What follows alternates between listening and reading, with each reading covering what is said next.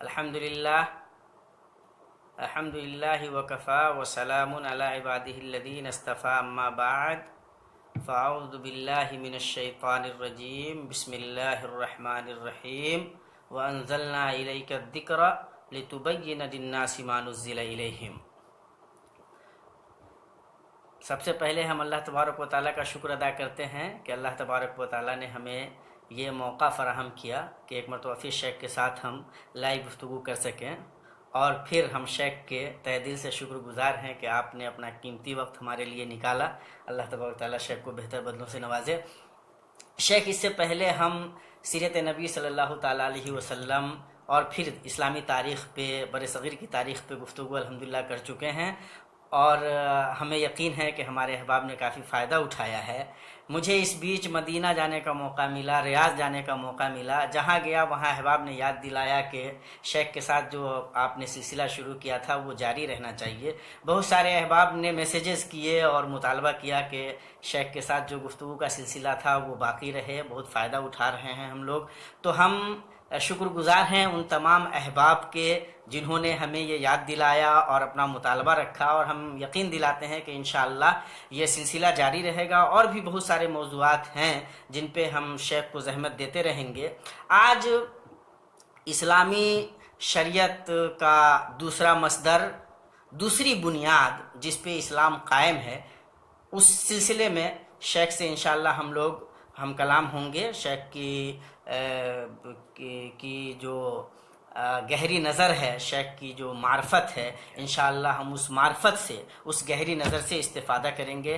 شیخ، جیسا کہ ہم نے احباب کے سامنے یہ بات رکھی تھی کہ ہماری گفتگو حدیث نبی صلی اللہ تعالیٰ علیہ وسلم سے متعلق ہوگی، تو سب سے پہلے تو ہم یہ جاننا چاہیں گے کہ جب ہم حدیث نبی صلی اللہ تعالیٰ علیہ وسلم بولتے ہیں تو اس سے کیا سمجھا جاتا ہے؟ حدیث اصل ہے کیا؟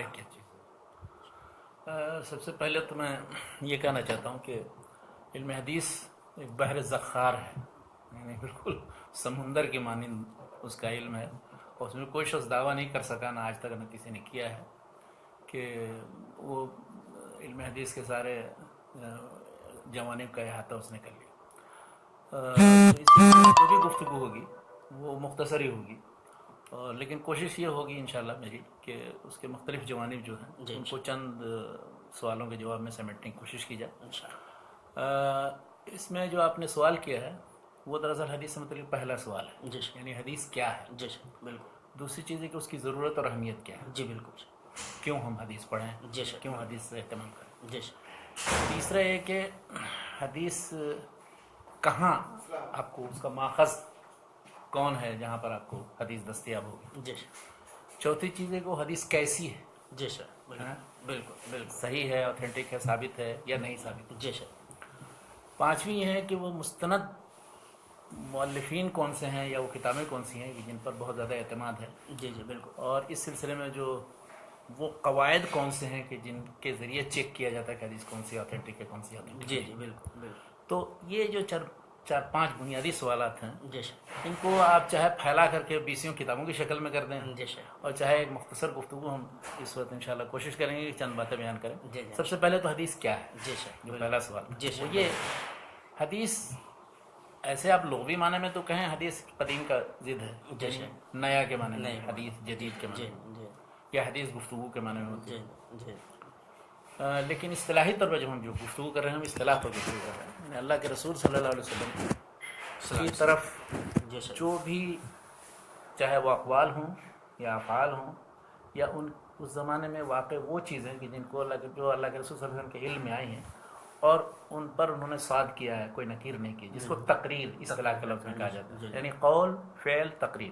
اور اسی طرح سے اللہ کے رسول صلی اللہ علیہ وسلم کی سیرت اور ان کے شمائل کے تعلق سے جو چیزیں، یہ سارے پہلو حدیث سے متعلق ہیں، اور حدیث کے بھی مختلف شعبے ہیں، یعنی پورا علم سیرت حدیث کا ایک شعبہ ہے۔ اسی طرح سے جتنے وہ سارے مسائل کہ جو اللہ کے رسول صلی اللہ علیہ وسلم نے بیان فرمایا ہے، ہدایت دی ہے، چاہے وہ عقائد سے تعلق رکھتے ہوں، عبادات سے تعلق رکھتے ہوں، معاملات سے تعلق رکھتے ہوں، اخلاقیات کے تعلق سے ہوں، یعنی رسول اللہ صلی اللہ علیہ وسلم کے سارے فرمودات، اسی طرح سے رسول اللہ صلی اللہ علیہ وسلم کے پورے سیرت کا حصہ، پورا مغازی یا غزوات یا اس کی جو تاریخیں، تو یہ سب حدیث ان سب پر حدیث مشتمل ہے. تو حدیث بہت بڑا ذخیرہ ہے اور بہت سے فنون اور شعبوں پر مشتمل ہے. اور خلاصہ یہ کہ رسول اللہ صلی اللہ علیہ وسلم کے تعلق سے جتنی جو بھی چیز ہو، یعنی جس کا بھی رسول اللہ صلی اللہ علیہ وسلم سے تعلق ہے اس کو حدیث کہتے ہیں. جزاکم اللہ خیر شیخ. گویا کہ جب ہم حدیث بولتے ہیں تو رسول اکرم صلی اللہ تعالیٰ علیہ وسلم کی شخصیت سے جڑی ہوئی تمام چیزیں حدیث رسول صلی اللہ تعالیٰ علیہ وسلم کے زمرے میں آ جاتی ہیں. تو ایک بات تو یہ شیخ، اسی سے ایک ملا ہوا سوال یہ ہے کہ عام طور پہ ایک کہہ لیجئے کہ ایک مبحث بھی ہے، ایک بحث بھی لوگوں کے درمیان ہے، اور ایک سوال رہا ہے کہ کیا حدیث میں اور سنت میں کوئی فرق ہے یا نہیں. دیکھیے، سنت کا لفظ جو ہے ویسے لغوی معنی کے لحاظ سے سنت کا مفہوم ہوتا ہے طریقہ. تو رسول اللہ صلی اللہ علیہ وسلم کا جو طریقہ ہے وہ گویا اللہ کے رسول صلی اللہ علیہ وسلم کی سنت ہے. اسی کو آپ اسوہ کہہ لیجئے. قرآن مجید میں آیا ہے وَلَكُمْ فِي رَسُولِ اللَّهِ أُسْوَةٌ حَسَنَةٌ. تو اسوہ کا لفظ ہے، سنت کا لفظ ہے، سیرت کا لفظ ہے. یہ سارے الفاظ دراصل مترادف ہیں، یعنی طریقہ کے معنی میں. طریقہ یعنی اللہ کے رسول صلی اللہ علیہ وسلم کا طریقہ. تو اب اللہ کے رسول صلی اللہ علیہ وسلم کا جو طریقہ تھا یا سنت جو ان کی تھی، اس سے بظاہر یہ سمجھ میں آتا ہے کہ اللہ کے رسول صلی اللہ علیہ وسلم کا عمل اس سے صرف مراد ہے. لیکن سارے محدثین، سارے فقہا، سارے اصولین، جتنی آپ کتابیں بھی دیکھ ڈالیں گے پرانے زمانے میں جو بھی لکھی گئی ہیں اور آج تک، اس میں سنت کا لفظ صرف رسول اللہ صلی اللہ علیہ وسلم کے عمل یا طریقے پر نہیں اس کا اطلاق ہوتا ہے، بلکہ اس سے سارے وہ اقوال، افعال، شمائل اور تقریرات سب مراد ہوتی ہیں. اور جس نے بھی سنت یا حدیث پر گفتگو کی ہے تو سنت اور حدیث کو دونوں کو اصطلاحی اعتبار سے مترادف سمجھا ہے.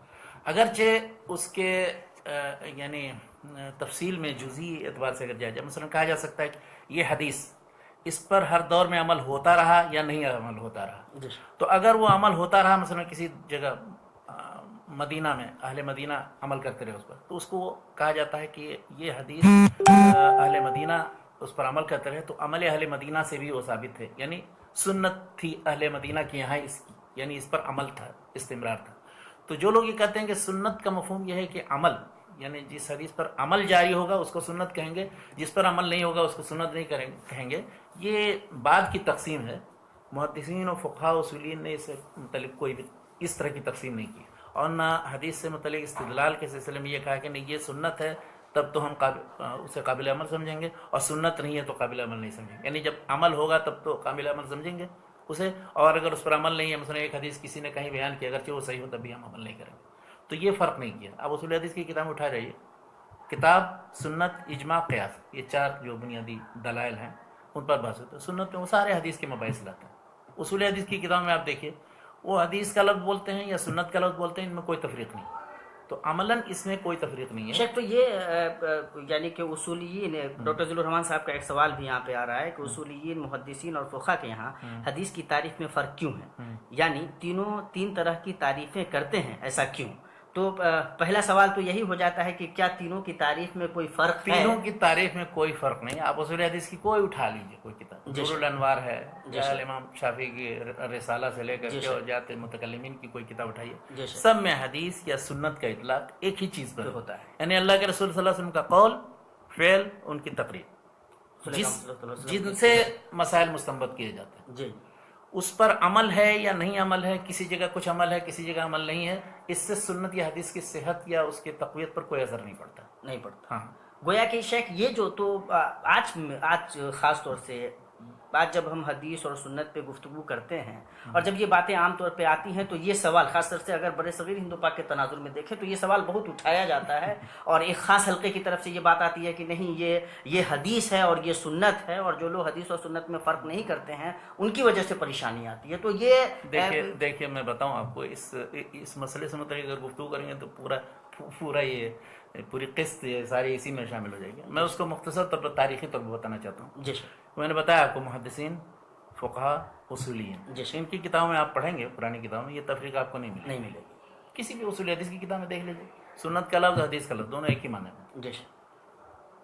حتیٰ کے موجودہ دور میں اس وقت جتنی کتابیں لکھی ہیں، السنہ و مکانۃ تشریح الاسلام، تو وہ یہ نہیں کہتے ہیں کہ نہیں حدیث الگ چیز ہے اور سنت الگ چیز، کسی نے نہیں کہا. یا مثلا کسی نے بھی یہ کہا ہوگا کہ علم الحدیث، تو وہ نہیں، کبھی کسی کے حاشیے خیال میں بھی نہیں آیا کہ اس سے مراد سنت نہیں ہے، سنت کے علاوہ چیزیں ہیں جو جس پر استمرار نہیں عمل رہا. یہ سلسلہ اصل میں یہ جو شوشہ چھوڑا گیا ہے اس دور میں، سب سے پہلے گولڈ زہر نے چھوڑا. گولڈ زہر کی ایک بہت مشہور کتاب ہے، بہت مشہور مستشرق تھا وہ، جی وہ اسلامی اسٹڈیز یا محمدن اسٹڈیز کے نام سے، جی جرمن زبان میں اس نے لکھی تھی. اس کے بعد اس کا انگلش میں ترجمہ ہوا اور پھر دوسری زبان میں ترجمہ ہوا. تو گولڈ زہر نے دراصل جو حدیث سے متعلق اس کا دوسرا حصہ ہے اس کتاب کا، اس میں اس نے یہ دکھایا کہ حدیث الگ چیز ہے اور سنت الگ چیز ہے. اور کچھ بعض اقوال ادھر ادھر لوگوں سے انہوں نے نقل کیے منفرد کہ کون چیز حدیث ہوتی ہے، کون چیز سنت ہوتی ہے، اور وہیں سے یہ شوشہ شروع ہوا. اور اس نے اس کو پھر بعد میں مصر کے کچھ مؤلفین مثلا احمد امین ہیں، ابو ریہ وغیرہ، ان لوگوں نے اس کو لے لیا. اس کے بعد بر صغیر میں یہ مسئلہ پہنچا. تو بر صغیر میں سب سے پہلے جب منکرین حدیث نے یہ شوشہ چھوڑا ہے، اور ان سے پہلے بھی سر سید احمد خان وغیرہ نے، تو اس وقت وہ حدیث اور سنت ان دونوں کے درمیان فرق ہے، اور ہر حدیث قابل عمل نہیں ہے. حدیث جب تک کہ اس پر استمرار نہ ہو عمل کا، اس وقت تک یعنی وہ سنت نہ ہو اس وقت تک قابل عمل ہے. یہاں تک کہ وہ پہنچتے پھر اس کے بعد آخر میں جیسے مولانا امین حسین اسلامی اور کچھ لکھا، ان کے گروپ کے لوگوں نے جو لکھا، تو وہ سنت سے مراد لیتے ہیں کہ جس حدیث یا جس چیز پر مسلسل عمل چلا آ رہا وہ تو سنت ہے، اور جس پر عمل نہ ہو مسلسل چلا آ رہا وہ سنت نہیں. تو یہ تفریقہ جو ہے یہ ایک ایسی اصطلاح ہے جو حادث اصطلاح ہے، یعنی موجودہ دور کی اصطلاح ہے.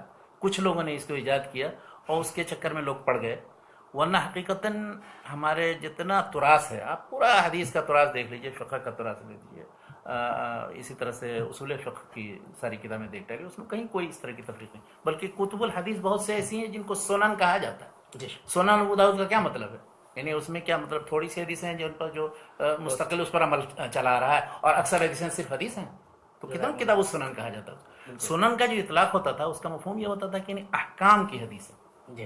یہ بھی اس کی خاص اصطلاح ہے. یعنی یہ کوئی ضروری نہیں کہ سنت سے ہم اس طرح کی سنتیں ہم جمع کر لیں کہ جو احکام پر دلالت کرتی ہیں اور ان کا نام ہم کتب السنن رکھیں. تو اس سے مراد نہیں ہے کہ وہ سنت سے باہر ہو گئی دوسری جو چیزیں، بلکہ ایک خاص اصطلاح. سنت کی ایک اصطلاح یہ بھی ہے، مثلا علماء جو سلف کے تھے انہیں عقیدے سے متعلق جو کتابیں لکھی ان کو بھی کتاب السنہ کہا ہے. کتاب السنہ اس لیے کہا ہے کہ یہ بدعت کے خلاف ہے، یعنی اہل بدعت نے جو روش اختیار کی اس کے خلاف. یہ سنت والی روش جو ہے صحابہ و تابعین کی روش جو ہے، رسول اللہ صلی اللہ علیہ وسلم کی، صحابہ تابعین کی روش کے خلاف. تو سنت کا مفہوم خود محدثین کے ہاں بطور اصطلاح الگ الگ ہے، لیکن یہ جو جدید اصطلاح ہے کہ سنت اور حدیث میں فرق ہے، اور سنت تو قابل عمل ہے اور قابل احتجاج ہے، حدیث قابل احتجاج نہیں ہے، اس لیے کہ حدیث ضمنی ہے یا خبر احاد ہے وغیرہ وغیرہ، یا قابل عمل چونکہ یا استمرار نہیں اس پر عمل ہے. تو یہ اصطلاح بہت خطرناک ہے. اس میں کیا ہے کہ وہ لوگ یہ چاہتے ہیں جو ان دونوں میں فرق کرتے ہیں کہ اس سے ہم انکار حدیث سے بچ بھی گئے، لیکن جو مطلب کی حدیثیں اس پر ہم نے عمل کیا، اور جو مطلب کی حدیثیں نہیں ان کو چھوڑ دیا کر کے یہ سنت نہیں. تو یہ بہت ہی خطرناک ہے، یہ سب سے زیادہ خطرناک روش.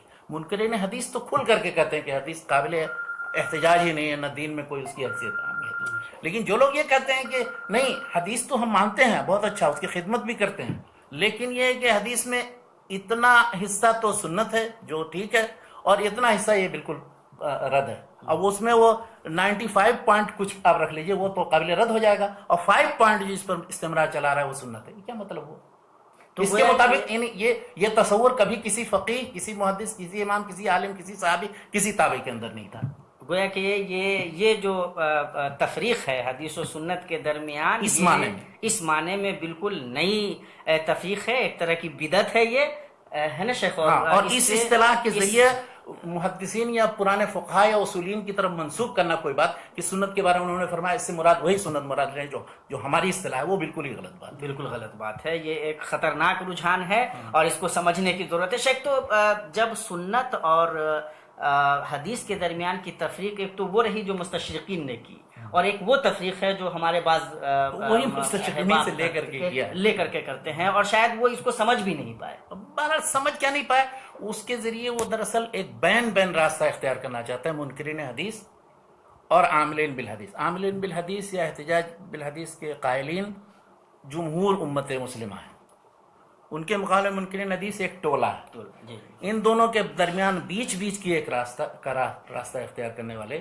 انہیں اس کی کوشش وہ سمجھتے ہیں کہ انہیں اس طرح سے ہم حدیث کا انکار بھی نہیں کرتے ہیں، لیکن حدیث میں ہم صرف انہی حدیثوں کو حدیث مانیں گے، اس پر عمل کریں گے اور اسی کے ذریعے قرآن کی تشریح کریں گے جو ہمارے نزدیک متواتر ہے، تواتر عملی سے ثابت ہے، یا سنت ہے جس کو ہم سنت کہتے ہیں. یہیں سے شیخ وہ سوال بھی پیدا ہو جاتا ہے اور جس کی طرف ہم چاہیں گے کہ تفصیلی روشنی پڑے کہ سنت کی تشریح حیثیت ہے کیا اصلا.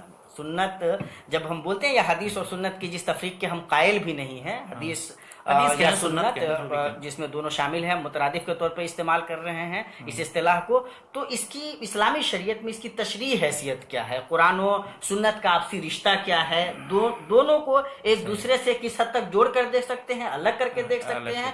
دونوں ایک دوسرے کو کس طرح سے پورا کرتے ہیں؟ یہ جو پورا رشتہ ہے دونوں کا آپس میں، وہ کس حد تک کس طرح سے دیکھتے ہیں؟ دیکھیے، یہ کوئی میری اپنی ذاتی بات نہیں، بلکہ سارے صحابہ کرام کے زمانے سے لے کر کے آج تک جو بھی اہل سنت ہیں ان سب کا یہی قول ہے. وہ کہتے ہیں کہ جس طرح سے قرآن مجید میں اللہ تعالیٰ نے چیزیں حلال و حرام کی ہیں، اسی طرح سے اللہ کے رسول صلی اللہ علیہ وسلم کو بھیجا گیا تھا اور انہوں نے بھی اللہ تعالیٰ کے الہام یا وحی یا اجازت سے بہت سی چیزیں حلال و حرام کی ہیں جو قرآن میں نہیں ہیں.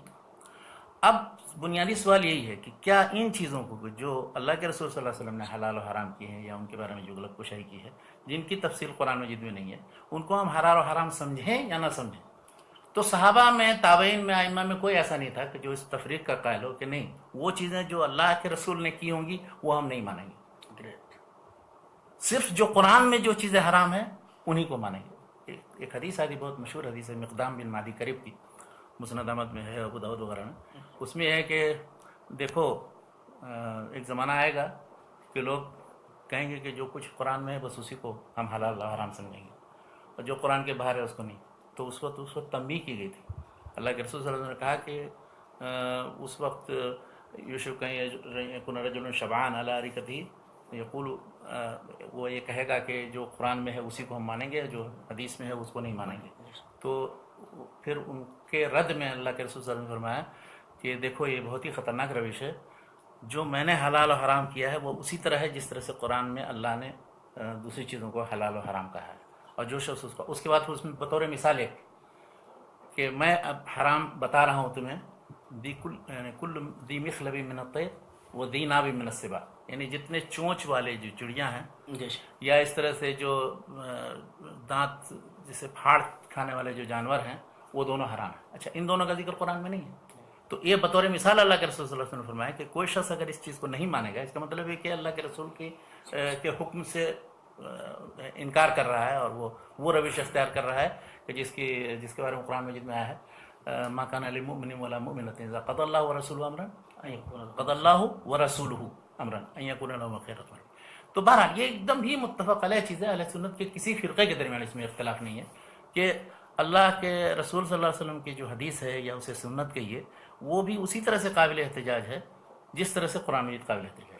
جس طرح سے قرآن سے ہم سارے مسائل اور استنباط کرتے ہیں اسی طرح سے اس سے بھی جس طرح سے قرآن مجید پر اعتماد ہم کرتے ہیں اپنے سارے مطلب اخلاقیات ہوں، چاہے معاملات ہوں یا عبادات ہوں، ان سے متعلق معلومات کے لیے اسی طرح سے بالکل حدیث سے بھی کریں گے. تو حدیث کی یہ شرعی حیثیت یہ ہے، یعنی یہ تشریعی حیثیت کہ یہ قرآن مجید، یعنی تین باتیں ہیں اس میں. ایک تو یہ قرآن مجید کی شارح ہے، یہ تو بنص قرآن ہے، وانزلنا الیک الذکر لتبین للناس ما نزل الیہم، رسول اللہ صلی اللہ علیہ وسلم کو موقف ہی تبیین کا تھا. دوسری چیز یہ ہے کہ قرآن مجید کے موافق، یعنی اس میں جو احکام دیے گئے ہیں انہی کی تاکید اور توضیح کے طور پر انہوں نے مزید کہیں. تو ان دونوں میں تو خیر کسی کا کوئی اختلاف نہیں ہے. اللہ کے رسول صلی اللہ علیہ وسلم نے نماز پڑھنے سے متعلق جتنے اس کے فرائض یا سنن سے متعلق تاکید و ترغیب دی، وہ سب اقیم الصلاۃ کے ذمہ میں آ جاتا ہے. تیسری جو نوع ہے یہیں یہ اختلاف پیدا ہوتا ہے کہ وہ احکامات، وہ چیزیں کہ جو قرآن میں نہیں ہیں ان کے بارے میں کیا ہو. تو منکرین حدیث یہ کہتے ہیں کہ ہم اس کو بالکل ہی نہیں مانتے، اس لیے کہ قرآن سے باہر ہے اور ہم مکلف صرف ہیں کہ قرآن کو مانیں. لیکن یہ اہل سنت اور پورے سارے امت جو صحابہ کرام سے لے کر کے آج تک، وہ سب کے احتجاج اور سب کے تشریعی حیثیت کے قائل ہیں.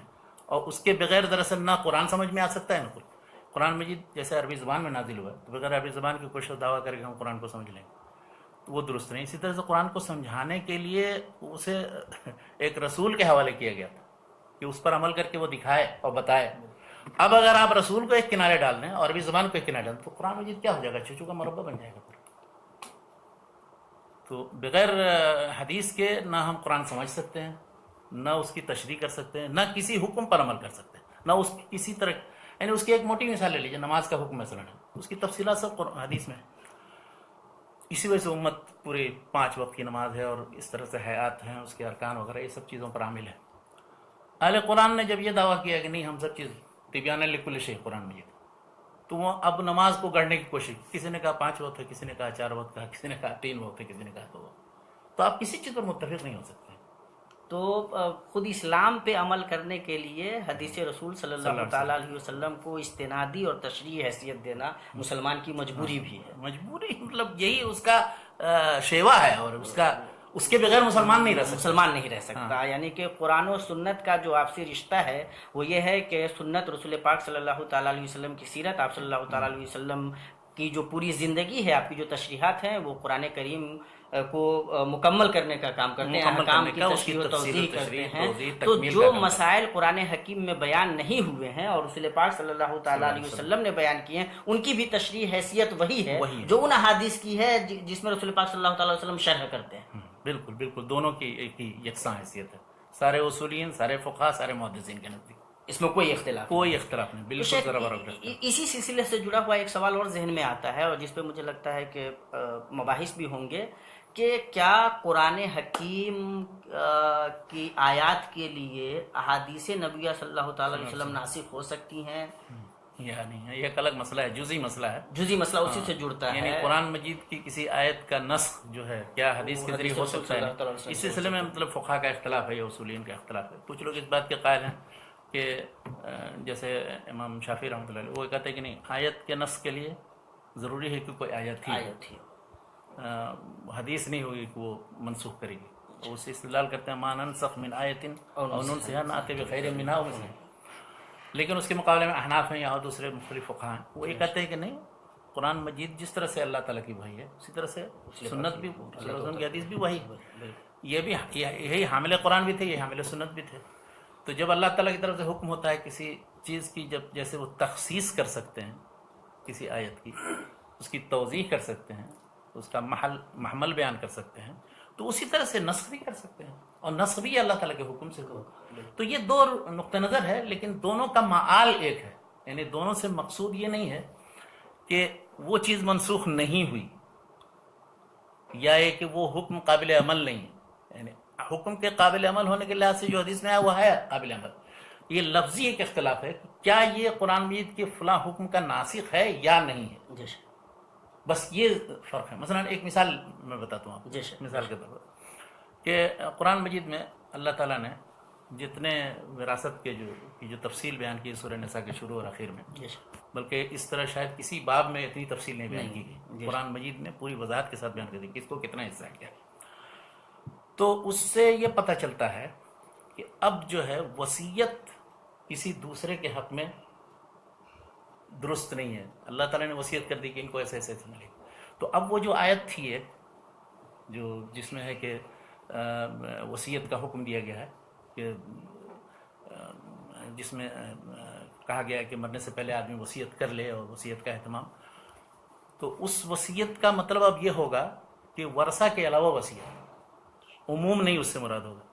تو اب وہ آیت اپنے عموم پر نہیں ہے کہ آبا اور امہات یا وارثین ان میں سے بھی کسی کو وصیت کوئی کر دے مال میں سے، نہیں ہوتا. تو اب ایک حدیث آتی ہے مثال کے طور پر رسول پاک صلی اللہ علیہ وسلم کی، اور وہ حدیث اس پر اگرچہ کلام ہے لیکن لوگوں نے بہرحال اس کو چونکہ متداول ہے اور حدیث پر عمل رہا ہے ہمیشہ، لا وصیت لوارثین حدیث آتی ہے. اب لا وصیت لوارثین کیا اس آیت کی ناسخ ہوگی یا نہیں ہوگی؟ تو اب اس پہ اگر آپ یہ کہیں کہ نہیں یہ ناسخ نہیں ہے، تب بھی حقیقت یہ ہے کہ کسی وارث کے لیے وصیت نہیں، قرآن مجید کی آیات وراثت کی روشنی. اور اگر آپ یہ کہیں کہ نہیں ناسخ ہے، تو ان کے کہنے کا مقصد یہ ہے کہ اس آیت سے جو عموم سمجھ میں آ رہا تھا اس کی تخصیص اس حدیث سے ہو سکتی ہے. تو چاہے آپ اسے ناسخ مانیں چاہے نہ ناسخ مانیں، خلاصہ کلام یہ ہے کہ وارث کے لیے وصیت نہیں. تو اس طرح کا یہ اس طرح کا اختلاف بہت ہے فقہا کے ہاں، وجہت نظر ہر ایک کا اپنا اپنا نقطہ نظر ہوتا ہے، ہر ایک کا اپنا اپنا طریقہ استدلال. جی شیخ، تو اسی سے پھر ایک سوال ذہن میں آتا ہے، جو قرآن و سنت کا جو آپسی رشتہ ہے. جب ہم بولتے ہیں کہ قرآن حکیم علم یقینی کا فائدہ دیتا ہے اور حدیث رسول جو ہے وہ علم ظنی کا فائدہ دیتا ہے، تو اس کا کیا مطلب ہوتا ہے؟ وہ کیا اصطلاح ہے؟ یہ کبھی کبھی بہت پریشان ہے. دیکھیے قرآن علم یقینی اور حدیث علم ظنی کا فائدہ ان الفاظ میں نہیں ہے یہ بات. جی شیخ. اس کی بات یہ ہے، وہ یہ کہتی ہیں قرآن مجید قطعی ہے. جی شیخ. قطعی ثبوت ہے. جی شیخ. اور حدیث جو ہے قطعی ثبوت اس طرح نہیں ہے جس طرح سے قرآن قرآن مجید کریم قطعی وہ کہتے ہیں ظنی ہے، ظنی ثبوت، اس لیے کہ یہ احاد ہیں، اکثر جو ہیں خبر واحد ہے، اور قرآن مجید متواتر ہے، اس لیے اس سے جو اس کا جو ثبوت ہے وہ بالکل قطعی. لیکن یہاں ایک چیز مد نظر رکھنی چاہیے کہ وہ قطعی دلالہ ہر جگہ نہیں ہے. قرآن مجید بھی، قرآن مجید میں بہت سی آیتیں ایسی ہیں جن میں اجمال ہے اور اس کی توضیح دوسری جگہ ہوتی ہے. خود قرآن مجید میں دوسری جگہ اس کی وضاحت ہے، یا احادیث میں اللہ کے رسول صلی اللہ علیہ وسلم نے اس کی توضیح کی ہے. تو ایسی آیتوں سے کوئی استدلال کرنا شروع کرے اور اس کو قطعی الدلالہ بنانا ہے، وہ بالکل ہی غلط بات ہے. تو قطعی الدلالہ ہر جگہ نہیں ہوتی ہے. قرآن کریم مکمل قطعی ثبوت تو ہے، لیکن ہر جگہ ہر لفظ میں ہر اسلوب میں وہ قطعی الدلالہ نہیں ہوتا ہے، بلکہ وہ اپنی دلالت کے لیے بہت چیزوں کا، قرائن کا اور دوسرے روایات کا اور دوسری چیزوں کا محتاج ہوتا ہے. خود قرآن مجید میں مختلف آیتوں کو آپ جمع کریں گے اکٹھا، تب ایک خاص مفہوم آپ نکال سکتے ہیں کہ اس آیت کا کیا مطلب نکلا. اگر آپ اکیلے مثلا تقدیر سے متعلق آیتیں آپ ایسے ہی لے لیں تو سمجھ میں آ جائے گا کہ نہیں، اپنے عمل دخل کر کوئی حاصل نہیں ہے اور کسی کو عمل کرنے کی ضرورت نہیں ہے، اور صرف تقدیر ہی ترتیب سب کچھ ہے. اسی کے مقابلے دوسری طرف یہ کہ ہر شخص اپنے عمل کا ذمہ دار ہو تو آدمی تقدیر کا انکار کر دے. قدریہ اور جبریہ دو جو گروپ ہے، تو یہ غلط روش ہے. تقدیر کے ثبوت میں جو آیتیں ہیں، اس طرح سے عمل یا کسب یا جو آدمی ذمہ دار ہوتا ہے کل امرئ بما کسب رہین، تو ان سب آیتوں کو آپ جمع کریں گے تب سمجھ میں آئے گا صحیح مطلب کہ کیا ہے. ورنہ ایک شخص کو کہ نہیں قرآن میں تو یہ ہے لیس للانسان الا ما سعى، اب آپ کو نہ کسی کی دعا فائدہ کر سکتی ہے، نہ کسی کا صدقہ فائدہ کر سکتا ہے، نہ کچھ. بالکل ہی غلط بات ہے اگر آپ اس طرح سے الگ لے لیں گے. اس لیے کہ اب آپ کی جو اولاد ہے، یا آپ نے جو کام کوئی کیا ہے صدقہ جاریہ کا، یا آپ نے کسی بچے کی پرورش کی ہے، یا آپ نے جو علم چھوڑا ہے، اس کے ذریعے اگر آپ کو فائدہ پہنچ رہا ہے تو وہ لیس للانسان الا ما سعى کے خلاف نہیں ہے. اس لیے کہ وہ آپ سبب بنے ہیں اس میں، اور وہ بعد میں دعا کر رہا ہے اور آپ کو فائدہ پہنچا رہا ہے. تو کہنے کا مقصد یہ ہے کہ قرآن مجید میں بہت سی آیتیں ایسی ہیں کہ جن کو بالکل آپ قطعی دلالہ نہیں کہیں گے، اس کے لیے قرائن کی ضرورت ہے کہ اس سے مراد یہی ہے. حدیث کے سلسلے میں وہ یہ کہتے ہیں کہ قطعی ثبوت بھی نہیں ہے، یہ ظنی ثبوت ہے، اور دلالت بھی اس کی ظنی ہے. اب حدیث کے ظنی سے متعلق میں ذرا مختصر گفتگو کروں کہ حدیث کے ظنی ہونے کا مطلب وہ یہ کہتے ہیں، اصل میں ظن کا مفہوم یہ سمجھتے ہیں کہ بالکل قطع کے خلاف ہے، لیکن ظن راجح یہاں ہر جگہ موجود ہے تقریباً. جی سر. مختلف قرائن کی بنیاد پر کہ حدیث صحیح ہے یا نہیں صحیح ہے. مثال کو اس حدیث کا یہ معنی ہے یا نہیں معنی ہے، یا اس حدیث کو مختلف دوسری حدیثوں سے ملائیں گے تو اس سے کوئی مفہوم نکلتا ہے کہ نہیں نکلتا. اس میں اس اعتبار سے اگر آپ دیکھا جائے تو ہر جگہ کوئی نہ کوئی ایک چیز راجح موجود ہے قرائن کی بنیاد پر. تو وہ بالکل لفظ کے اعتبار سے قطعی نہیں ہے، اس لیے کہ بالمعنی روایت بھی ہوتی ہے، لیکن سارے بالمعنی روایتوں سے جو مفہوم سمجھ میں آتا ہے وہ پھر اس کے بعد ایک خاص مفہوم کی طرف دلالت کر رہا ہے. اب آپ اس کا انکار نہیں کر سکتے، یہ نہیں کہہ سکتے کہ نہیں قرآن حدیث سے ہمیں کچھ نہیں سمجھ میں آیا، یا اس کا پتہ نہیں کیا معنی ہے، یا ان سارے حدیثوں کو جوڑنے کے بعد کیا مطلب نکلا ہمیں کچھ سمجھ میں نہیں ہے. یہ نہیں آپ کر سکتے، بلکہ ضرور کوئی نہ کوئی معنی راجح ہوگا، ضرور کوئی نہ کوئی چیز جو ہے. تو جب یہ لفظ ہم بولتے ہیں کہ قرآن حکیم قطعی ثبوت ہے اور ذنی الدلالہ ہے، ہر جگہ نہیں ذنی ہے، قطعی الدلالہ بھی بہت یہ ہے کہ لیکن ذنی الدلالہ بھی ہے. ہر آیت قطعی ثبوت اور قطعی الدلالہ کی پوزیشن میں نہیں ہے. قطعی ثبوت تو پورا قرآن ہے، لیکن قطعی الدلالہ کہیں پہ ہے، کہیں پہ قرائن کا محتاج بھی ہے، حدیث وغیرہ کا محتاج بھی ہے. اور حدیث نبی صلی اللہ تعالیٰ علیہ وسلم قطعی مطلب ذنی ثبوت بھی ہیں اور ذنی الدلالہ بھی ہیں. تو شیخ یہ جو ظن ہے، اس ظن کا اصل معنی کیا ہے؟ ظن یہ اصطلاحی ظن ہے، یعنی یہ ذرائع مطلب جیسے کہتے ہیں ہم گمان اور شک و شبہ کی بات، ایسا نہیں مراد. ظن سے مراد یہ ہے کہ یعنی ایسی چیز کہ جو بالکل جیسے ایک اور ایک دو مل کر کے دو، ایک ایک دو ہوتے ہیں، اس طرح کا قطع نہیں ہے، بلکہ راجح یعنی گمان یہ ہے قرائن کی بنیاد پر. اور جتنے علوم ہوتے ہیں، اصل علوم نظری جتنے ہوتے ہیں وہ سب اسی طرح راجح اس کی بنیاد پر ہوتے ہیں. ہم ہر چیز جیسے جو دیکھ رہے ہیں، جیسے یہ لائٹ ہے، یہ تو قطعی علم ہو گیا، لیکن اب کسی چیز کے بارے میں آپ کو بتایا جائے، کسی تاریخ کے بارے میں، دور کسی چیز کے بارے میں، تو وہ سب ظنی ہوتا ہے، لیکن وہ ظنی ہوتا ہے مگر وہ ظن راجح ہوتا ہے۔ ظن کا یہ مطلب نہیں ہے کہ وہ ظن جو ان بعض ظن اسم قرآن میں جو ہے، وہ لوگ یہ کہتے ہیں کہ ظنی بتایا اور فوراً وہ آیت پیش کرتے ہیں ان بعض ظن اسم۔ ظن یہ ایک اصطلاح ہے، اس قطع کے مقابلے میں بولا جاتا ہے، یعنی کیا اس کے ملابسات ایسے ہیں کہ جس سے ہم یقینی طور پر معلوم کریں کہ اللہ کے رسول صلی اللہ علیہ وسلم کا یہی لفظ ہے، تو ہم نہیں کر سکتے ہیں یہ لوگ۔ تو شیخ ہاں، لیکن کیا اللہ کے رسول صلی اللہ علیہ وسلم نے جو کچھ مختلف الفاظ ہم تک پہنچے ہیں اس کی مراد یہ ہے، تو ہم بالکل اطمینان سے کہہ سکتے ہیں کہ ہاں یہی مراد ہے۔ شیخ تو لفظ ہمیں یقین نہیں ہے کہ وہی ہے، لیکن معنی، مفہوم اور مدلول کے لحاظ سے ہمیں بالکل اطمینان ہے کہ وہی ہے۔ تو جو دلالت ہے وہ ایک اسٹیج پہ جا کر کے قطعی الدلالہ کی کیفیت بنتی ہے۔ قطعی الدلالہ نہیں، پھر بھی کہیں گے اس کو قطعی الدلالہ اس وقت کہیں گے جب بالکل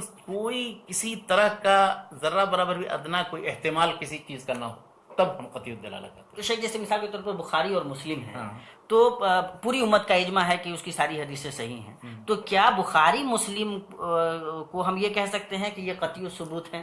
قطعی دیکھیے اب بتاتا ہوں، اب یہ بخاری مسلم کی جو بات آئی یہ صحیح ہے ان کی، تو اس میں اگرچہ حدیث احاد ہیں، لیکن چونکہ اتنے کڑے معیار سے امام بخاری امام مسلم نے حدیثوں کو پر رکھ کر کے اس کو انتخاب کیا ہے، اور پھر اس کے بعد پوری امت یعنی 1200 سال سے تقریباً کی وفات کے بعد سے لے کر کے اب تک اس کو پڑھتی، اس کی شرح کرتی ہے، اس پر عمل کرتی ہے، اس پر اعتماد کرتی ہے، اس کو اصح الکتب بعد کتاب اللہ کہتی رہی ہے، تو اس لیے ایک طرح سے اجماع امت جو ہے اس کے لیے قرینہ بن گیا کہ اب بخاری اور مسلم کی ساری حدیثیں بالکل رسول اللہ صلی اللہ علیہ وسلم کی طرف تھی۔ اسی لیے بعض اصولین نے لکھا ہے کہ اگر کوئی شخص قسم کھائے کہ صحیح بخاری میں ساری حدیثیں جو ہیں صحیح ہیں، قسم کھائے تو اس کی قسم نہیں ٹوٹے گی، اس لیے کہ ساری حدیثیں صحیح۔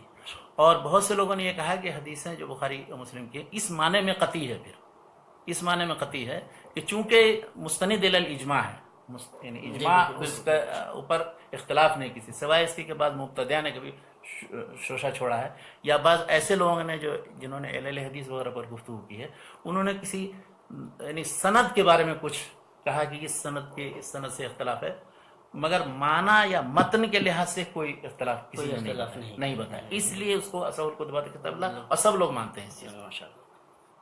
تو شیخ گویا کہ حدیث کو جب ہم ظنی الثبوت اور ظنی الدلالہ بولتے ہیں تو پھر اسی سے جڑا ہوا مسئلہ یہ ہے کہ کیا وہ حدیثیں جو متواتر ہیں کم ہوں، لیکن وہ حدیثیں جو متواتر ہیں، کیا متواتر حدیثوں کو قطعی الثبوت کہہ سکتے ہیں؟ متواتر حدیثوں کو قطعی ثبوت ظاہر کہا جاتا ہے، اس لیے کہ وہ مثلاً فرض کیجئے من کذب علی متعمدا فلیتبوأ مقعدہ من النار، یہ حدیث متواتر ہے۔ اس طرح رفع الیدین کی حدیث کو متواتر کہا جاتا ہے، اور دوسری بہت سی حدیثیں ان پر لوگوں نے جمع بھی کی کتابیں، تو وہ حدیثیں متواتر، لیکن ان متواتروں کی تعداد بہت کم ہے، تھوڑی سی حدیث ہے، چند سو حدیث ہیں، باقی اور سارا ہزاروں کا جو ذخیرہ ہے ان کو اس معنی میں متواتر نہیں کہا جاتا ہے۔ لیکن صحیح بخاری یا صحیح مسلم کے ساتھ ایک خصوصیت یہ ہے کہ چونکہ وہ اجماع امت اس پر حاصل ہے، اس کی صحت اور صحیحیت پر، اس وجہ سے اس کی حدیثوں کے بارے میں ایک طرح سے اطمینان قلب حاصل ہو جاتا ہے کہ یہ حدیثیں سب صحیح ہیں، اور ان حدیثوں کے سلسلے میں یا ان کی نسبت کے سلسلے میں امام بخاری رسول اللہ صلی اللہ علیہ وسلم کی طرف، پہلے تو امام بخاری امام مسلم کی طرف نسبت، اور دوسری اس کے بعد ان سے لے کر کے امام رسول اللہ صلی اللہ علیہ وسلم تک نسبت میں کوئی شک و شبہ نہیں، اگرچہ پھر بھی اس میں پھر وہی دلالت کے سلسلے میں اختلاف ہوگا۔ اسی لیے آپ دیکھیں جیسے میں نے قرآن کے بارے میں بتایا، اسی طرح سے ایک حدیث کے کئی مفہوم لیے جا سکتے ہیں، لیکن اب وہ بھی متعین کرنے کے لیے مختلف قرائن ہونے چاہیے، چاہے صریح حدیثیں جمع کیجیے، لغت اور اسلوب کے لحاظ سے بحث کیجیے، اور دوسرے مختلف قواعد اس پر منطبق کیجیے، تب جا کر کے اس سے، اسی لیے مختلف لوگوں نے کسی حدیث سے کچھ مطلب نکالا، کسی سے کچھ مطلب نکالا، کسی سے کچھ مطلب۔ شیخ تو گویا کہ ماشاءاللہ یہ جو ظنی الثبوت اور ظنی الدلالہ کی بات ہوتی ہے اس کو سمجھنے کی ضرورت ہے، شک و شبہ میں ڈالنے کی قرآن حکیم مکمل طریقے سے قطعی ثبوت ہے، اور زیادہ تر حصے میں اکثر حصہ قطعی الدلالہ بھی ہے، قطعی الدلالہ بھی، اور جہاں پہ ضرورت پڑتی ہے قرائن کی تو وہاں پہ وہ ظنی الدلالہ کے قبیل سے ہے۔ حدیث رسول صلی اللہ تعالیٰ علیہ وسلم، خاص طور سے جو حدیث بخاری اور مسلم میں ہے، امت کا اجماع ہے کہ صحیح حدیثیں ہیں تو ہم انہیں قطعی ثبوت کے زمرے میں رکھ سکتے ہیں، اور اسلاف نے رکھا ہے۔ جو متواتر حدیثیں ہیں وہ قطعی ثبوت کے درجے میں آتی ہیں، بقیہ جو حدیثیں ہیں وہ ظنی الثبوت ہیں، اور دلالت کے اعتبار سے ظاہر ہے کہ ظنی الدلالہ کوئی بھی نص ہو سکتا ہے، جیسا کہ شیخ نے جس کی طرف اشارہ کیا۔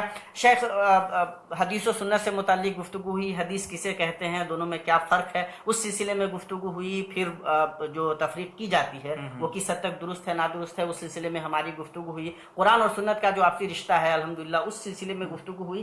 میں شیخ اب گزارش یہ کروں گا کہ جن موضوعات پہ ابھی گفتگو ہوئی ہماری جن نقطوں پہ، ان نقطوں سے متعلق جو اہم کتابیں ہیں ان کی طرف اشارہ کریں، اور اصل یہ ہے کہ ہم لوگ زیادہ تر اس چیز کے لیے آپ کی طرف زیادہ دیکھیے ہر شخص ظاہر پڑھے تو ان موضوعات پر بہت لکھا گیا ہے، قدیم دور میں بھی، موجودہ دور میں تو اتنی کتابیں وجود میں آئی ہیں، عربی میں بھی، اردو میں بھی، انگلش میں بھی، کہ ان میں سے چند کتابیں بھی اگر آدمی پڑھ لے اور دیکھ لے تو پوری حقیقت سمجھ میں آئے گی۔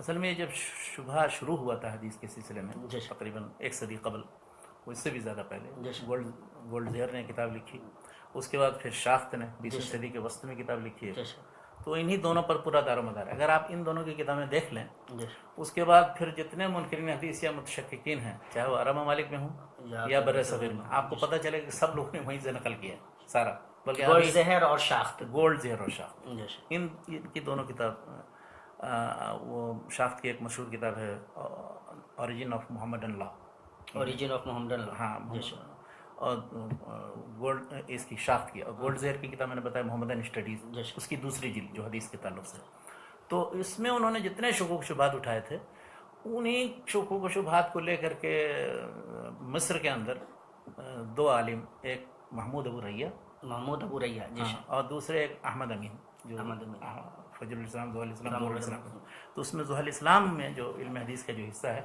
اس میں انہوں نے سارے شکوک شبہات، اس کو عربی کے پیرائے میں، اور ادیب آدمی تھے تو انہوں نے وہ سب لکھ دیا، اور ایسا ظاہر کیا گیا یہ سب اپنے طور پر انہوں نے، جیسے طه حسین نے جاہلی شاعری سے متعلق جو شکوک شبہات پیدا کی تھی، انہوں نے حدیث سے متعلق، تو ان دونوں کا نام لیا، بعد میں جتنے لوگ آئے تقریباً انہیں کی نقالی کی۔ تو وہاں جن لوگوں نے ان کے رد میں کتابیں لکھی ہیں، اور جو اس سلسلے میں جو وضاحت کی اور تفصیلات بیان کی، تو اس میں ان میں ایک تو محمود ابو ریہ پر جس نے تنقید کی، ان میں 2-3 عالم ہیں، ایک علامہ عبدالرحمن بن یحییٰ معلمی، ان کی کتاب اضواء علی السنۃ، وہ محمود ابو ریہ کی کتاب تھی اضواء علی السنۃ المحمدی، تو اس کو پہلے ضرور دیکھیں۔ میں ہمیشہ یہ کہتا ہوں کہ جو اصل کتاب ہے پہلے دیکھیں، اس کے بعد اس کے رد میں 2 مشہور کتابیں، ایک علامہ عبدالرحمن بن یحییٰ معلمی کی، اس کتاب کا نام ہے کیا نام ہے، الانوار الکاشفہ کے نام سے، اور دوسری ایک کتاب محمد عبدالرزاق حمزہ کی، وہ ہے ظلمات ابی ریہ،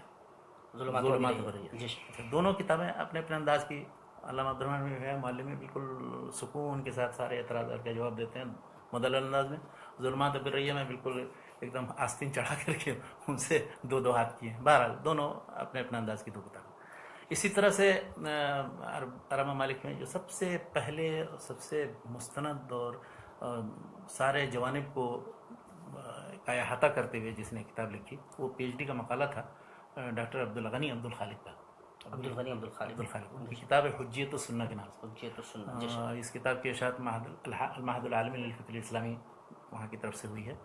وہ کتاب اپنے موضوع پر بے نظیر کتاب ہے، انہوں نے بلکہ یہ دکھایا کہ حدیث و سنت یا قرآن و حدیث میں کوئی تفریق ہی نہیں ہے دلالت کے لحاظ سے یا استدلال یا احکام کے لحاظ سے، ان میں جو بھی فرق ہے وہ اس کے تلقی کے لحاظ سے ہے، اس پہ حکم کیسے ثابت ہوتا ہے اس میں کوئی فرق نہیں۔ دوسری کتاب جو بہت مشہور کتاب ہے ڈاکٹر محمد مصطفیٰ سبائی کی، وہ بھی ان کا پی ایچ ڈی کا مقالہ ہے، سنہ و مکانۃ اور تشریح الاسلام، بہت مشہور کتاب ہے، اس کا بعض حصوں کے ترجمے بھی ہوئے ہیں۔ تیسری ایک کتاب ہے محمد ابو زہب الحدیث والمحدثون کے نام سے، محمد ابو زہب کی، اور چوتھی ایک بہت اچھی کتاب ہے جو ہمارے برصغیر کے ایک عالم نے لکھی، وہ پی ایچ ڈی کا مقالہ ہے ان کا، وہ ہے ڈاکٹر محمد مصطفیٰ العظمی صاحب کی، تو اصل میں تو لکھی تھی انہوں نے انگلش میں، وہی پی ایچ ڈی کا مقالہ تھا، اسٹڈیز ان ارلی حدیث لٹریچر، تو وہ عربی میں ہے دراسات فی الحدیث النبوی کے نام سے۔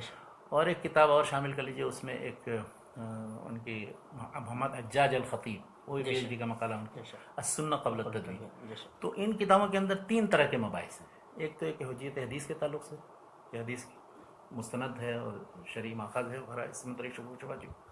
دوسرے اس نوعیت کی کہ یہ جو دعویٰ کیا جاتا ہے کہ حدیثیں بہت بعد میں لکھی گئیں، رسول اللہ کے زمانے میں، صحابہ کرام کے زمانے میں نہیں لکھے گئے، تو اس کا بھرپور جواب ہے. ہر دور میں دکھایا گیا کہ کتنے صحیفے تیار تھے، تقریباً دوسری صدی ہجری تک پتہ نہیں کتنی چیزیں تیار ہو چکی. کتب ستہ کے مؤلفین تو سب وہ مدون صحیفے تھے، انہی میں منتخب کیے. اب تیسرے طرح کے مباحث اس میں یہ ہے کہ جتنے جیسے جن شخصیتوں سے متعلق شبہات پیدا کیے گئے ہیں، جو عقلی اعتراضات کیے گئے ہیں، جیسے ابو ہریرہ رضی اللہ عنہ پر یا زہری پر جو اعتراضات کیے تھے، ان کا دفاع ہے. تو ایک طرح سے جو حاملین حدیث کی طرف سے دفاع، حجت حدیث کا بیان، اور پھر وہ جو تاریخ تدوین حدیث اور تطور حدیث ہے، اس کو سمجھنے کے لیے یہ کتابیں بہت مدمر ہیں. اسی طرح سے برصغیر میں جو کتابیں لکھی گئیں، برصغیر میں ابتدائی کتابوں میں سے، بلکہ میں آپ کو بتاؤں، انکار حدیث کی جو تحریک شروع ہوئی ہے تو اس میں سب سے پہلا جو مشہور نام آتا ہے ایک عبداللہ چکڑالوی ہے. وہ 19ویں صدی کے آخر میں تھے، 20ویں صدی کے شروع میں بھی. انہوں نے انکار حدیث کا علم بلند کیا سب سے بڑے پیمانے پر، اور ایک پرچہ نکالتے تھے وہ اشاعت السنہ کے نام سے. تو اس میں 1902، 1901، 3 کے شماروں میں انہوں نے یہ طرح کے جتنے شبہات، شکوک شبہات سے اس میں بیان کیے. تو اسی زمانے میں ان کے معاصر ایک تھے محمد حسین بٹالوی، میاں صاحب کے شاگرد تھے. 1918 میں وفات ہے ان کی، بلکہ 1920 میں 1338 سے. تو وہ اس وقت اشاعت السنہ کے نام سے ایک پرچہ نکالتے تھے. وہ بھی اسی نام تو یہ ادھر یہ 1902 میں ایک مضمون چھاپتے تھے، اس کا فوراً جواب اور نوٹس جو ہے اس میں ہوتا تھا. حسین بٹالوی صاحب، محمد حسین بٹالوی لکھتے تھے. اس کے بعد اسی طرح سے مولانا ثناء اللہ امرتسری اہل حدیث امرتسر میں 1922 میں ایک بہت ہی خطرناک قسم کا اور بہت ہی گھناؤنا قسم کا مضمون لکھا گیا، جس میں امہات المومنین مومنین پر کیچڑ اٹھا لے گئے، اور صحیح بخاری سے متعلق اور دوسری حدیث کی کتابوں سے متعلق. تو اس کا نوٹس انہوں نے لیا، اور وہ دفاع سنت کے نام سے کتابی شکل میں ساری قسطیں اس کی چھپ گئی. یہ 1922 کی بات بتا، یعنی تاریخی ترتیب سے ہم چلیں تاکہ. اس کے بعد جب پھر 2 کتابیں بہت ہی خطرناک، وہ تقریباً 1949 میں ایک کتاب چھپی، وہ کتاب بہت مشہور، دو اسلام کے نام سے، غلام جیلانی برق نے. دو اسلام غلام جیلانی برق. تو اس کے بعد ایک طرح سے پورے برصغیر میں ہلچل ہوئی، کافی لوگوں نے اس کا جواب دیا، 8-10 کتابیں اس کے رد میں لکھی گئی. لیکن سب سے بہترین کتاب جو سنجیدہ انداز میں اس کتاب کا مناقشہ اور علمی جائزہ ہے، وہ ہے تفہیم اسلام کے نام سے مسعود احمد صاحب، جو بعد میں جماعت المسلمین کے قائد بنے. اچھا. تو لیکن وہ کتاب ان کی بہت اچھی، مسعود احمد صاحب کی تفہیم اسلام. بلکہ اس کا نتیجہ یہ نکلا کہ برق صاحب نے توبہ کر لی انکار حدیث سے، اور بعد میں انہوں نے ایک کتاب حدیث کی حجیت سے متعلق لکھی باقاعدہ، اور کفارہ کا اسی کتاب سے. ورنہ اس سے ایک کے علاوہ 6-7-8 کتابیں لکھی گئی، اس سے متاثر نہیں ہوئی. لیکن یہ جب کتاب چھپی تو اس کے بعد انہوں نے مقام حدیث کے نام سے انہوں نے کتاب لکھی. دوسری ایک کتاب جو چھپی تھی جو بہت مشہور ہوئی، وہ غلام محمد پرویز کی، اور پورا جو ادارہ طلوع اسلام ان کا تھا، انہوں نے مقام حدیث کے نام سے کتاب لکھی. تو اس میں کچھ ان کے مضامین تھے، کچھ تمنا عمادی کے، کچھ اسلم جراج پوری وغیرہ کے، سب کو جمع کر کے جتنے شکوک شبہات تھے، اور یہ سب اسی ذہن و فکر کے لوگ تھے. 1953 میں کتاب کی جلد اول چھپی، اس کے بعد 1955 میں دوسری جلد. یہ کتاب مطلب ہے کہ سارے منکرین حدیث کے سارے شکوک شبہات کا خلاصہ ہے، اور اس کے بعد کوئی نئی بات کبھی نہیں کہی گئی ہے اس سے متعلق. تو اس وقت جو ان کے رد میں کتابیں بھی بے شمار کتابیں لکھی گئیں. ان میں سے سب سے مشہور کتاب جو ہے محمد گوندلوی صاحب کی دوام حدیث کے نام سے، محمد گوندلوی صاحب کی کتاب دوام حدیث. اور اس کے علاوہ ایسے جن لوگوں نے مستقل طور پر کتابیں لکھی حدیث کی حجیت بیان کرنے کے لیے یا تاریخ تدوین حدیث بیان کرنے کے لیے، بہت سے لوگ ہیں. ان میں بہت مشہور کتابوں میں مولانا مناظر حسن گیلانی صاحب کی تدوین حدیث کے نام سے کتاب، بہت ہی اچھی کتاب. انہوں نے تاریخی جائزہ لیا اور اپنا انداز میں لکھا انہوں نے. اسی طرح سے مولانا عبدالرؤف جھنڈا نگری کی کتاب سیانت الحدیث کے نام سے بہت اچھی کتاب ہے. اور انہوں نے دکھایا کہ کس طرح سے ہر دور میں حدیث کی تدوین ہوئی، اور اس سلسلے میں مطلب ہے کہ جو اچھا ذخیرہ وجود میں آیا ہے اس کی تحقیق کے لیے جو محدثین نے کوشش ان سب کا جائزہ لیا. ایک کتاب مولانا حبیب الرحمن اعظمی، بہت مشہور عالم جو مئو کے تھے، انہوں نے ایک کتاب نصرت الحدیث لکھی. جن کی سب بہترین اچھی کتابوں کا ذکر کر رہا ہوں، اگر کوئی شخص پڑھے تو ان سے سارے، مطلب کوئی ایک کتاب بھی پڑھ لے تو انشاءاللہ اس پورے محبت سے. اور مطلب اس میں یہ بھی ہے، ایک بات میں بتاؤں آپ کو، اس میں کوئی مسلکی اختلاف کی بات بھی نہیں تھی، اس لیے ہجوم انکار حدیث کا اتنا خطرناک تھا کہ اس میں علماء حناف اور علماء اہل حدیث دونوں نے پورے طور پر بھرپور انداز میں، یعنی پوری ملت اسلامیہ ہند کو سمجھیے کہ خبردار کے. نتیجہ یہ ہوا دیکھیے کہ ان کی اتنی تنظیم اور سارا کچھ اور پرچہ نکل رہا ہے، اس کے باوجود بھی ان کی فکر جو ہے وہ عام نہیں ہو سکی اور محدود ہی رہی، اور پوری علماء امت تقریباً اور عام امت اسلامیہ سے گمراہ نہیں ہو سکی. اور ان کے علاوہ بہت سی کتابیں، ایک کتاب عظمت حدیث مولانا عبدالغفار حسن صاحب کی، بہترین کتاب ہے، اس میں متفرق مقالات ان کے ہیں جو جمع کیے گئے. اور لیکن اس موضوع پر جو علمی انداز میں جن لوگوں نے جواب دیا اور کام کیا، اس میں دو شخصیتوں کا ذکر کرنا چاہیے. ایک ڈاکٹر محمد زبیر صدیقی تھے، ڈاکٹر محمد زبیر صدیقی، انہوں نے عربی میں اور انگلش میں دو کتابیں لکھی. ایک کتاب السیر الحفیظ فی تاریخ تدوین الحدیث، وہ کلکتہ میں پروفیسر تھے، کلکتہ یونیورسٹی میں، اور بڑے فاضل آدمی تھے. اور انگلش میں بھی اسی موضوع پر کتاب لکھی انہوں نے، حدیث لٹریچر کے نام سے. تو یہ کتابیں تقریباً 1925-30 کے قریب لکھی، جب یہ ہنگامہ چل رہا تھا اسی وقت. بلکہ ادارت الاسلام بہت بعد میں وجود میں آیا، 1937-38 کے بعد وجود میں آیا، لیکن یہ اس سے پہلے کی کتاب. پھر ڈاکٹر حمید اللہ صاحب کا نام لیا جا سکتا ہے. ڈاکٹر حمید اللہ صاحب نے یہ کیا کہ لوگ تو ایسے نظری طور پر جواب دیتے رہیں گے کہ کتابیں لکھی گئیں اور شکوک شبہات کا ازالہ کریں گے. انہوں نے عملاً یہ کیا کہ ان ادوار کے، یعنی جو 2 صدیاں تھیں، ان 2 صدیوں کی ان کتابوں اور چیزوں کا پتہ لگایا کہ جو مدون ہو چکی تھیں. ان کے قلمی نسخے دنیا کی لائبریری میں پائے جاتے ہیں. تو ان میں ایک صحیفہ ہے، صحیفہ حمام بن منبہ عن ابی ہریرہ، ابو ہریرہ رضی اللہ عنہ کے شاگرد حمام بن منبہ. تو وہ پورا صحیفہ ان کو قلمی شکل میں ملا برلن کی لائبریری میں، پھر ظاہریہ لائبریری میں. اس کو انہوں نے ایڈٹ کر کے چھاپا. اس پر ایک مفصل بہترین مقدمہ لکھا کہ جس میں انہوں نے یہ جو مراحل ہیں تصنیف، تالیف و تدوین کے، جو لوگ یہ سمجھتے ہیں کہ کتب ستہ کے مؤلفین نے 30 صدی میں آ کر کے حدیث کی کتاب مدون کی، اس شبہ کا انہوں نے ازالہ کیا اور وہ سارے مجموعوں کا ذکر کیا. پھر تیسرے ایک شخص، ایک ترکی عالم ہیں ڈاکٹر فؤاد سیزگن. تو فؤاد سیزگن، ان کی کتاب تاریخ التراث العربی مشہور ہے، جرمن زبان میں لکھی انہوں نے، عربی ترجمہ ہوا. تو اس میں انہوں نے جو باب علم حدیث کا لکھا ہے، اس میں انہوں نے لکھا کہ مستشرقین کو کیوں یہ دھوکہ ہوا، کیوں شبہ ہوا. انہوں نے اصل میں وہ کتابت حدیث اور تدوین حدیث اور جمع حدیث، ان سب کا الگ الگ مفہوم نہیں سمجھا. وہ سمجھتے تھے کہ تدوین حدیث کا مطلب وہی ہے جو 30 صدی میں ہوئی، جبکہ کتابت حدیث کے لحاظ سے اگر آپ دیکھا جائے تو رسول اللہ صلی اللہ علیہ وسلم کے زمانے میں صحابہ کرام میں تقریباً 30-40 صحابہ کرام کا نام لیا انہوں نے، تابعین نے بہت سے لوگوں کا نام لیا. تو ان لوگوں نے کتنے مجموعے تیار کیے تھے، تو وہ شبہ ہی دور ہو جاتا ہے. بلکہ انہوں نے ایک کتاب کا اکتشاف کیا اور پہلی مرتبہ دنیا میں انہی کے تحقیق سے وجود میں آئی، وہ ہے السنن والآثار سعید بن منصور کی. سعید بن منصور کی وفات 227 ہجری میں ہوئی. تو یہ امام مسلم وغیرہ کے استاد ہیں. تو ان کو ایک نسخے پر نظر آیا کہ مشکات المصابیح لکھی ہوئی. دیکھا تو اس میں تو سندیں ہیں سب ساری، ترکی میں ہو جاتے تھے، لائبریری میں ڈھونڈتے تھے چیزوں کو. بعد میں تحقیق کرنے پتہ چلا یہ تو سعید بن منصور کی سنن ہے، اس کا ایک ٹکڑا ہے. تو پھر وہ مولانا حبیب الرحمن اعظمی صاحب کو بتایا، انہوں نے اس کتاب کو ایڈٹ کیا. وہ کتاب کی 3ری جلد سے یہ 2 حصے میں چلی ہے. تو اس سے اچھا اس کے مقدمے میں انہوں نے لکھا ہے، ڈاکٹر حمید اللہ صاحب نے لکھا کہ اب اس وقت آپ کیا انکار کر سکتے ہیں. یہ جو ابو ہریرہ کے جو صحیفے میں حدیث ہے تو حمام بن منبہ کا مجموعہ پہنچ گیا. اب آپ حمام سے روایت کرنے والے معمر ہیں، معمر کا جامع، ان کی جامع وہ بھی چھپ گئی ہے. اور جامع کے مؤلف جو ہیں معمر، ان کے شاگرد ہیں عبدالرزاق بن حمام الصنعانی، ان کی مصنف پوری 11 جلدوں میں چھپ گئی. اور عبدالرزاق کے شاگرد ہیں امام احمد بن حنبل. امام احمد بن حنبل نے اپنے مسند کے اندر یہ پورا کا پورا وہ آلریڈی وہاں موجود ہے مسند ابو ہریرہ. تو آپ کس مرحلے میں بھی انکار کریں، کس مرحلے میں وہ وضع کیا گیا ہے، کس مرحلے میں یہ گڑھا گیا ہے، جو 1 صدی ہجری کے وسط سے لے کر کے اور 30 صدی ہجری کے وسط تک یہ مجموعہ موجود ہے. اور اس سے تو امانت علمی کا پتہ چلتا ہے محدثین کے. تو یہ چند چیزیں ایسی ہیں کہ جو طالب حدیث کے لیے، ایک عام مثقف آدمی کو معلومات. یہ کتابیں اگر جن کی طرف شیخ نے اشارہ کیا، جن کے نام ابھی بتائے گئے، اگر ان کتابوں کو سلیقے سے پڑھ لیا جائے تو انشاءاللہ اس پورے مبحث کو ٹھیک طریقے سے سمجھا جا سکتا ہے. ہم شیخ کے بہت زیادہ شکر گزار ہیں اور اپنے اخوان کو بتانا چاہتے ہیں کہ آپ کے جو سوالات آئے ہیں ماشاءاللہ وہ سوالات ہمارے پاس ہیں. ہم ان سوالات کو بھی رکھیں گے، چونکہ حدیث نبی صلی اللہ تعالیٰ علیہ وسلم سے متعلق ہماری گفتگو کا یہ سلسلہ شیخ کے ساتھ ساتھ اور بھی دراز ہوگا.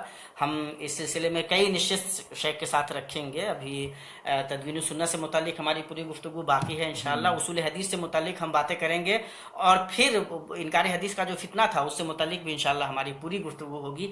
آج کی اس گفتگو کو ایک تمہیدی گفتگو کے طور پہ دیکھیں. انشاءاللہ حدیث نبی صلی اللہ تعالیٰ علیہ وسلم کے جتنے گوشے ہیں ان تمام گوشوں پہ انشاءاللہ مفصل گفتگو شیخ سے ہماری ہوگی. اسی لیے جو سوالات آپ کے ہیں وہ سوالات ہمارے پاس ابھی محفوظ ہیں. انشاءاللہ ہم ان کو باضابطہ کوٹ کریں گے, رکھے اس کی حفاظت کریں گے اور پھر انشاءاللہ وہ جو سوالات ہیں وہ ان کے جوابات انشاءاللہ ہم شیخ سے لیں گے, لیکن ان مباحث میں جن مباحث سے متعلق وہ آپ کے سوالات ہوں گے.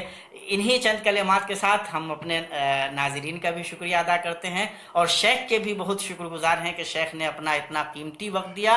اتنی اچھی گفتگو الحمدللہ ہوئی اور ہم آپ اخوان سے وعدہ کرتے ہیں انشاءاللہ کہ بہت جلد پھر ہم شیخ کے ساتھ اس گفتگو کو آگے بڑھائیں گے. آپ اپنے سوالات آئندہ بھی رکھ سکتے ہیں انشاءاللہ, اور ہمیں خوشی ہوتی ہے کہ آپ اتنا اچھا انٹریکٹ کرتے ہیں. آپ کے سوالات ہمیں تازہ رکھتے ہیں اور جن اخوان نے باضابطہ طریقے سے مطالبہ کیا ہم ان کے بطور خاص شکر گزار ہیں, جنہوں نے یاد دلایا اس پوری گفتگو کا, جنہوں نے اچھا آئندہ کی تاریخ کا اعلان تو انشاءاللہ کل کے بعد. لیکن وہی ہے نا کہ آفس سے آتے ہیں ہم چھٹی تو کیسے آئیں گے؟ مغرب کے بعد بعد میں کسی وقت بتا دیجیے. ہاں تو انشاءاللہ ہم بہت جلد اعلان بھی کریں گے انشاءاللہ. شیخ سے ہم وہ طے کر لیتے ہیں, چونکہ شیخ بہت مشغول آدمی ہے, ذمہ داریاں ہوتی ہیں انسان کے اوپر, لیکن ہم انشاءاللہ جلد شیخ کو لے کر پھر آپ کے روبرو ہوں گے. تب تک کے لیے اجازت دیجیے, دعاؤں میں یاد رکھیے, اپنا خیال رکھیے. السلام علیکم ورحمۃ اللہ وبرکاتہ.